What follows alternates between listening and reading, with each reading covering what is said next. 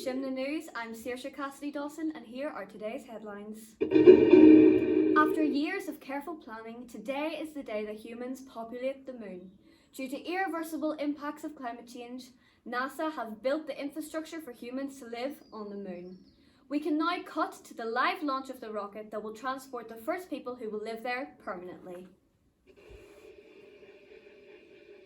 Firing chain is armed. Sound suppression water system activated. T-minus 10, 9, 8, 7, 6, 5, 3,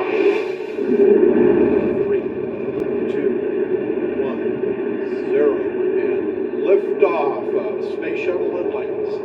Mission to build and resupply.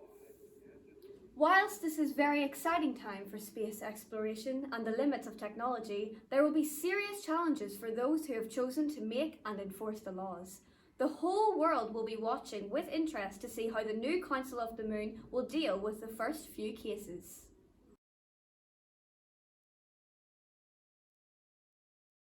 Breaking news now, and it hasn't taken long for the new Council of the Moon to be called into action.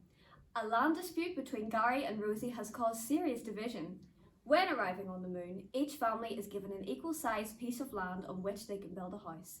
Gary, who lives alone, is complaining that Rosie, a single mother of 4, has taken up some of his land with her house. Earlier, I caught up with Gary to see what he had to say. Here, do you know what? This girl Rosie, she's some nerve. I mean, the policy's clear. Everybody gets equal amounts of land. And she's built on mine. She's extended onto mine. I was gonna use that.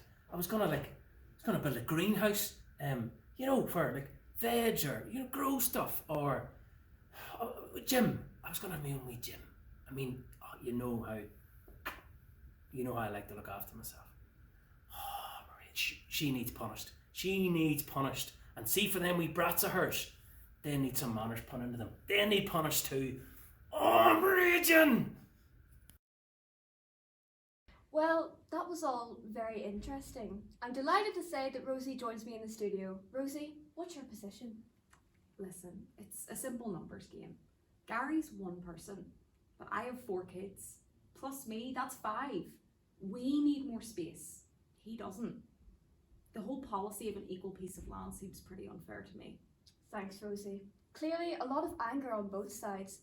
It'll be interesting to see how the Council of the Moon deal with this one.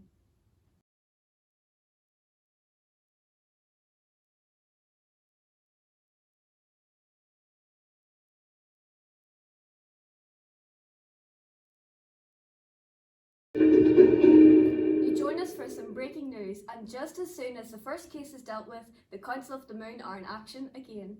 This time it's to deal with the case of the moon flu that is sweeping through the population. We need a vaccine, and luckily we have one that has been developed by Dr. Poploff. The problem?